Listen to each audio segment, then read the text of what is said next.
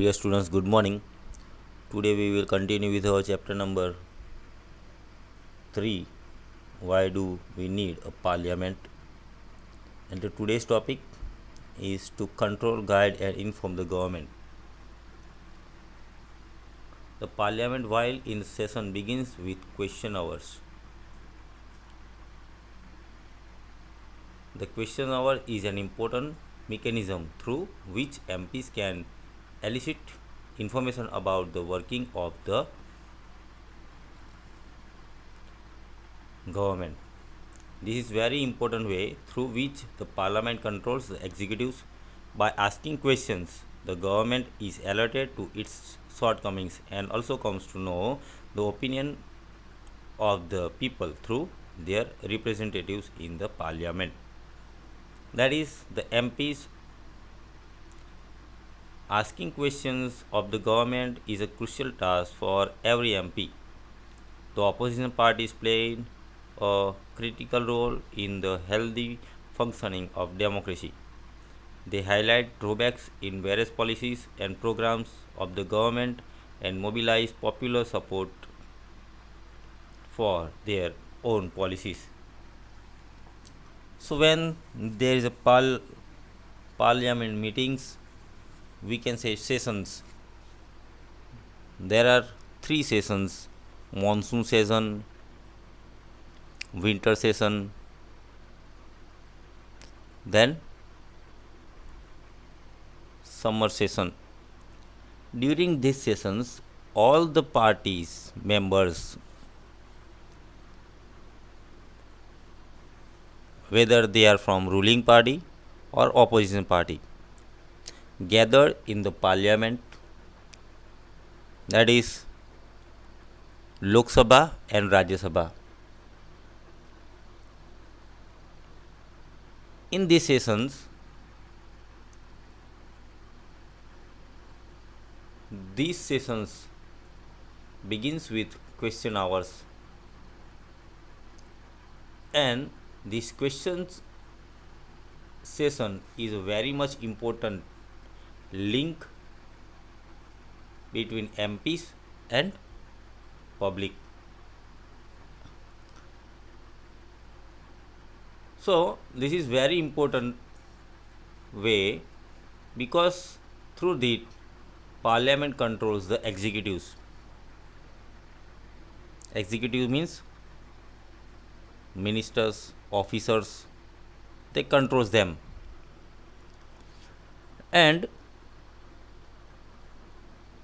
by asking questions, they also comes to know about the problems of public, what kind of policies they have to made, what kind of steps they have to take for the upbringings of the people or for the lower caste or for the minority, etc.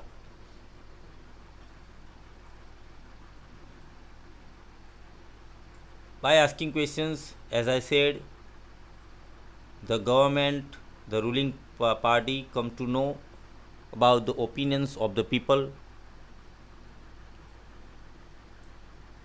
how they come to know the problems, or we can say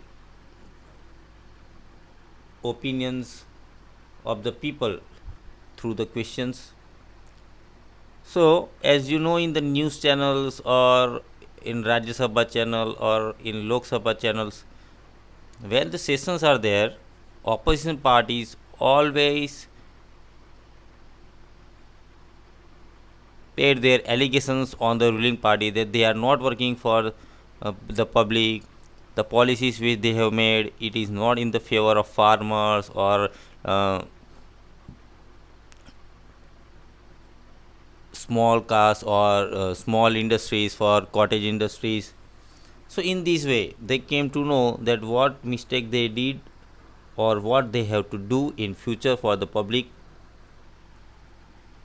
And in this question hour sessions, for the better plannings for the ruling from the side of ruling party, the opposition parties helps them. Their criticisms, their satires, their questions gave them new ideas to work on those problems. So in this way, we can say public is very much necessary to control, guide, and inform the government.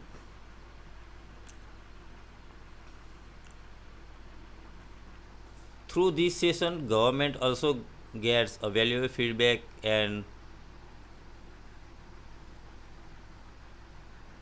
they kept these questions on the priority mode, which are asked by the MPs presented in the parliament.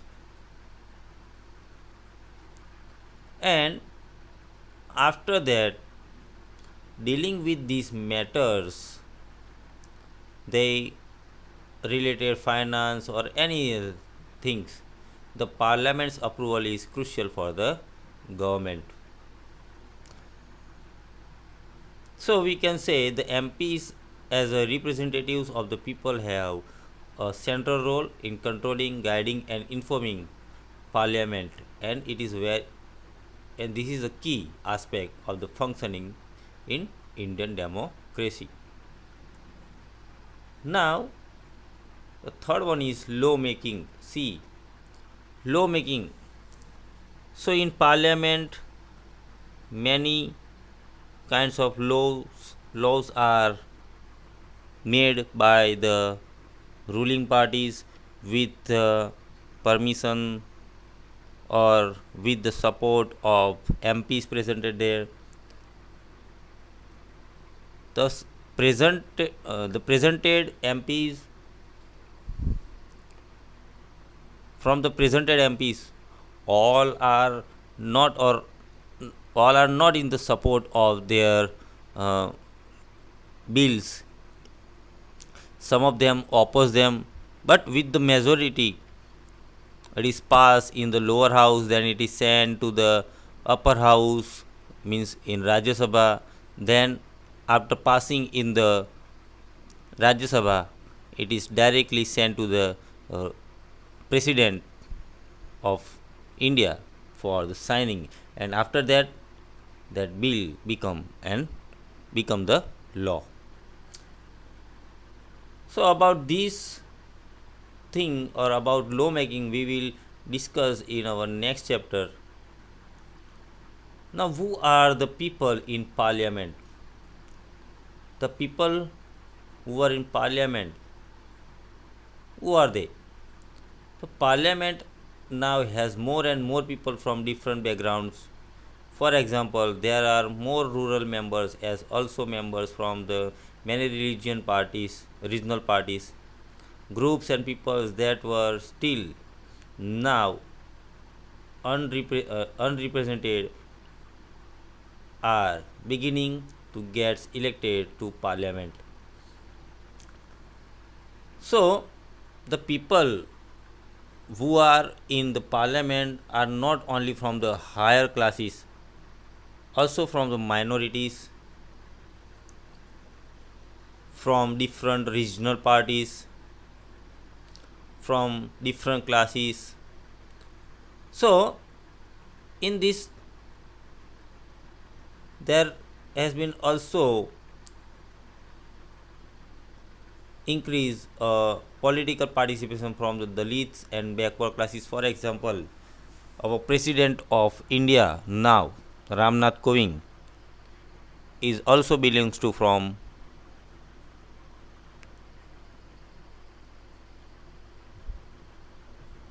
Dalit, or we can say backward class. So in this way, from the all classes, whether they are from higher class, Dalit or backward class, all can participate in the election. If they get if they got the victory, they will be a member of the parliament.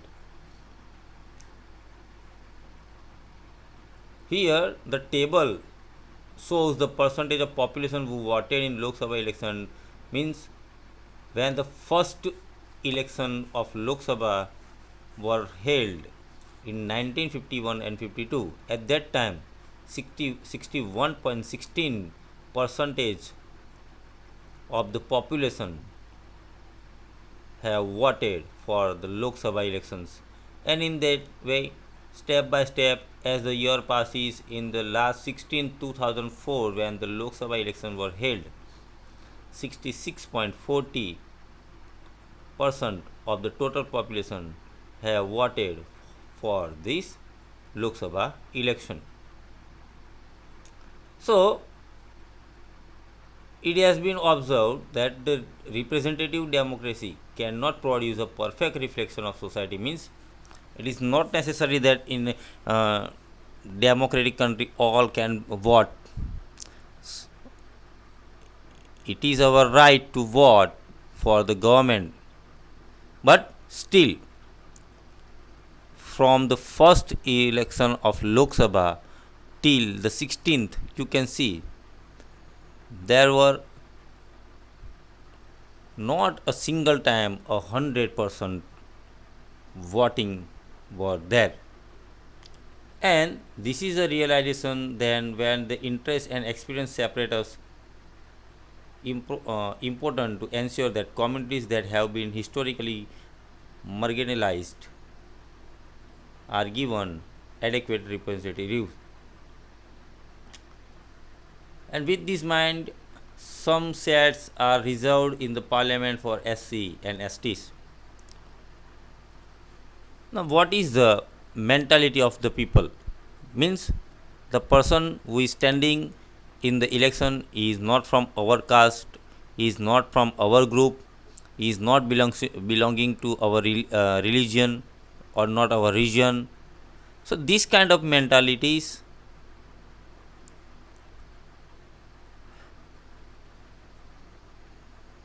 because of this kind of mentality, people don't vote for the leaders or representatives, and that's why this kind of percentage of voting are there. So here we finish our chapter. Till that, thank you. Have a nice day.